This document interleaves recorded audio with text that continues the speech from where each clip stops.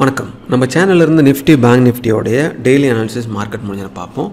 வாங்க இன்னைக்கு நடந்துச்சு, நாளைக்கு நடக்க வாய்ப்புகள் இருக்குது அப்படிங்கிறத அனாலிசிஸ் பண்ணலாம். ஸோ லாஸ்ட் வீடியோவில் சொல்லியிருந்தோம், கீழே இறங்குனுச்சுன்னா அது டெம்பரவரியாக இருக்க வாய்ப்புகள் இருக்குது அப்படின்னு.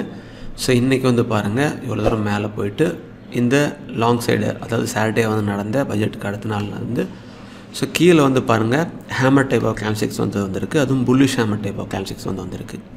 ஸோ இந்த லோவை கீழே பிரேக் பண்ணாத வரை மேலே போக்குறதுக்குண்டான வாய்ப்புகள் வந்திருக்கு. ஒருவேளை இந்த ஹையை தாண்டி சப்போர்ட் எடுத்துருச்சு அப்படின்னா அங்கே நம்ம பையிங்குள்ள வாய்ப்பை பார்ப்போம். அது கூட கன்ஃபர்மேஷன் கிடச்சிச்சு அப்படின்னா நல்லா மேலே போக வாய்ப்புகள் வந்திருக்கு.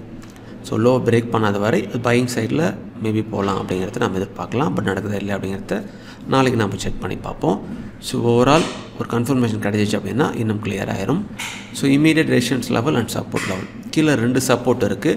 ஸோ ஒன்ஸ் இங்கே போயிட்டு இங்கேருந்து ரிஜெக்ட் ஆனவரை நம்ம செல்லிங்கு பயன்படுத்தலாம். ஒருவேளை தாண்டி சப்போர்ட் அடிச்சுன்னா பையிங்க்கு தான் பயன்படுத்தணும்.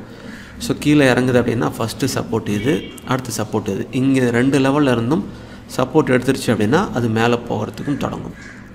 அதனால் கீழே இறங்கும் சமயத்தில் அங்கே சப்போர்ட் எடுத்துருச்சுன்னா மேலே பிரேக் அவுட் ஆன கீழே, ஸோ மேலே போய் இந்த இடத்துல ரிஜெக்ட் ஆனவரை நம்ம செல்லிங் பண்ண வாய்ப்பை பயன்படுத்தலாம்.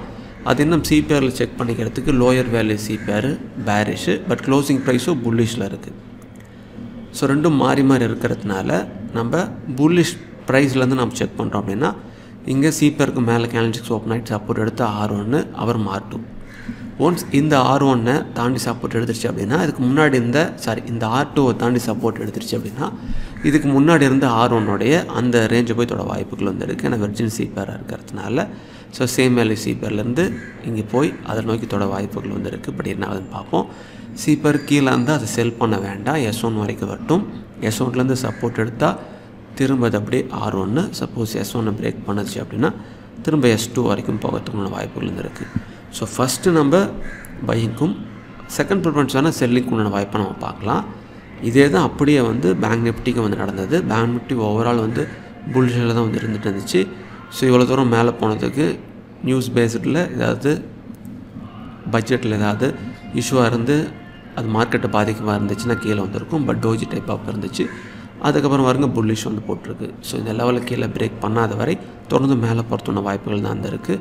இது புல்லிஷ் பார் அப்படிங்கிறதுனால பிரேக் பண்ணி சப்போர்ட் எடுத்துச்சுன்னா மேலே, கீழே பிரேக் பண்ணாத வரை அதை நம்ம புல்லிஷ்க்குள்ள வாய்ப்பை பார்க்கலாம்.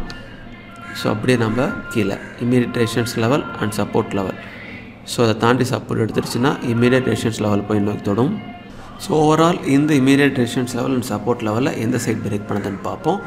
லோயர் வேல்யூ சிபிஆர் பேரிஷு, சிபிஆருக்கு மேலே க்ளோசிங் ப்ரைஸு புல்லிஷ். நிஃப்டிக்கு போல் அதே தான் இங்கே நடந்திருக்கு. ஸோ இந்த ரேஞ்சுக்குள்ளே தான் பாருங்கள் ட்ரேட் ஆகிட்டுருக்கு பேங்க் நிஃப்டி. ஸோ அதனால் இந்த சிபிஆருக்கு மேலே கேண்டில்ஸ் ஓப்பன் ஆகிட்டு சப்போர்ட் எடுத்து R1 தாண்டின R2, R1 ரிஜெக்ட் ஆனால் திரும்ப சிபிஆர் வரைக்கும் வரலாம். சிபிஆர் கீழே செல் வேண்டாம், S1 வரைக்கும் வரட்டும். S1 சப்போர்ட் எடுத்துனா திரும்ப R1 வரைக்கும் போகும். S1 கீழே பிரேக் பண்ணதுன்னா S2 வரைக்கும் போகும். ஸோ ஓவரால் ஒரு ட்ரெண்டிங்காக இருக்க வாய்ப்புகள் இருக்குது. ஏன்னா இந்த ரேஞ்சுக்குள்ளேயே தான் ட்ரேட் ஆகிட்டு இருந்திருக்கு. ஸோ இந்த ரேஞ்ச் R1 அல்லது S1 எந்த சைடு பிரேக் அவுட் ஆகுது அப்படின்னு நம்ம செக் பண்ணி பார்ப்போம். ஏதாவது ஒரு சைடு பிரேக் அவுட் பண்ணிச்சு அப்படின்னா அந்த சைடு ட்ரெண்டிங் ஆகலாம். அதுக்கு இந்த கண்டிஷன் நம்ம செக் பண்ணணும். ஸோ ஓவரால் நிஃப்டியும் பேங்க் நிஃப்டியும் ஃபஸ்ட் ப்ரிஃபரன்ஸ் புல்லிஷ்லும், ரெண்டாவது செல்லிங்கும் இருக்குது. இது கூட உங்களோட ரிசர்ச்சும் பண்ணுங்கள், எல்லா விடையும் பாருங்கள். பார்த்துட்டு உங்கள் சொந்த முடிவை ஸ்டேட் பண்ணுங்கள். மிக்க நன்றி.